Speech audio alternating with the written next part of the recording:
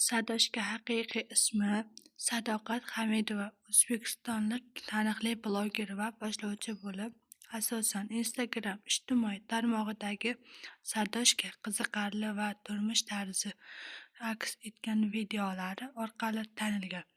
U o'z faoliyati davomida turli mavzulardagi konsertlari bilan auditoriya yig'gan va 2024-yilda turmushga chiqqan. Taxallusi Sadoshka qavschida. Ismi Sadoqat Hamidova. Faoliyati bloger boshlovchi. Ijtimoiy tarmoqlar Instagramda. Sadoshka o'zining shaxsiy hayoti va faoliyati haqida yangiliklarni ijtimoiy tarmoqlardagi sahifasi orqali muxlislari bilan bo'lishib boradi. Bizdan uzoqlashmang.